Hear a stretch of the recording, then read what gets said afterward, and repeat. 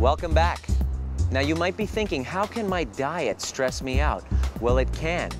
You see, your body has to literally adapt to every single thing that you put into it. You feed it well, it works beautifully. You put garbage in, you get garbage out.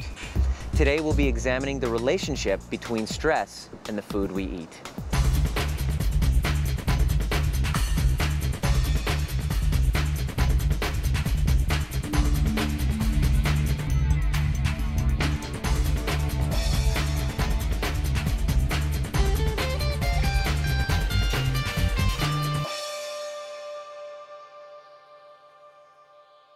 Now, the hormones released in the stress response cause a sudden increase in the release of fat and sugar, which are the building blocks of all hormones in the body, including adrenaline and cortisol. Now, suddenly, the body starts to crave. We then start to seek out comfort foods, foods that contain an excessive amount of fat and sugar, so that our body can produce more stress hormones. I don't know. Does this sound like anyone you would know? Now, even though our government's food guide might say to eat plenty of carbs in the form of breads, potatoes, rice, pasta, these foods can turn into sugar pretty quickly in your bloodstream. Now, here's how your typical day goes when you're eating carbs. Now, when your blood sugar levels stay balanced within these boundaries by eating well-balanced meals at regular intervals, all seems to go well physically and mentally. You have less cravings and you feel balanced emotionally. Now, as soon as you have a typical high-carb breakfast, your blood sugar levels spike up rather quickly, high up in the danger zone. Now, this might give you a sudden burst of energy, but if your body doesn't lower it and fast, then you'll die. So your pancreas then releases insulin to store that sugar as fat for later use, and your blood sugar levels start to plummet just as quickly. Here's the only problem. Because the surge of insulin was so high to meet the demand, your blood sugar levels drop below the comfort zone, where then you end up feeling depressed, cranky, tired, miserable, burnt out, and then you start to crave more carbs. Now, this pattern repeats itself several times throughout the day, and before you know it, your 3 to 4 trips to the coffee shop have become an unconscious addictive habit. Now, that's great for the coffee and donut shops that we love so much, but can you see why our society is so addicted to carbs? We've stopped eating like the Paleolithic hunter-gatherers that we really are. We used to stick to organic meats, fruits, vegetables, nuts, and seeds. We were way healthier back then than we are now. So as we eat more and more carbs, the pancreas has to produce more and more insulin because our body starts to become more resistant to it. Kind of like if you drink a lot of alcohol, it takes more alcohol to get you drunk.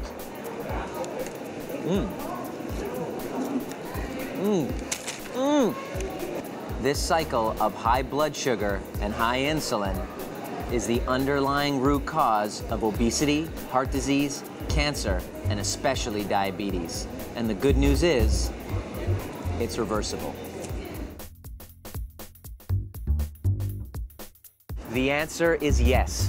When you have high levels of insulin in your bloodstream, which cause your blood sugar levels to crash, your body releases more stress hormones to bring that blood sugar back up, which then causes you to crave more.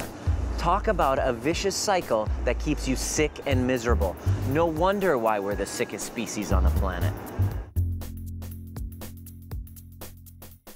Step number 1 is to create a why. If you don't have a reason big enough to change, then you're gonna bail out on all your goals. How will your life, your relationships, your career, your health, your finances even, how will all of these improve if I improve what I put into my body? Step number 2 is to start by adding. Depriving yourself of foods that you love is actually a stressor. So what you wanna do is start by adding raw, whole foods prior to every single meal, either fruit or a vegetable. If you're about to reach for something unhealthy, grab something healthy first. If you cultivate this habit, it'll change your life. Step number 3 is to make your food choices based on how you'll feel 2 hours after the meal rather than during. You wouldn't see me doing this after a meal like that. Now this is Dr. Nima Rahmany reminding you to move towards a Paleolithic hunter-gatherer diet, to exercise and move with intention with some yoga and dance as well, to keep your spine and nervous system clear of interference with regular adjustments, and to be careful for what you wish for. Because when you get it, it'll present a whole new series of challenges in your life, which will also suck. So you might as well be grateful for what you got right now.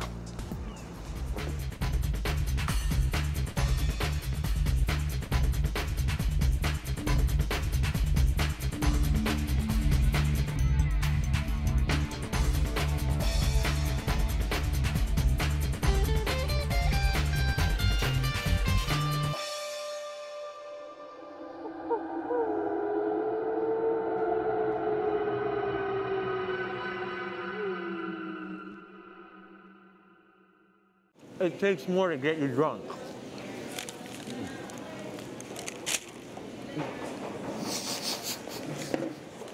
I think people are gonna get sick just watching me. It takes more to get them drunk.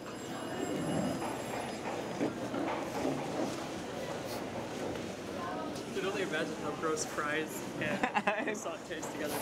Fries and croissants, a delicacy in my home country.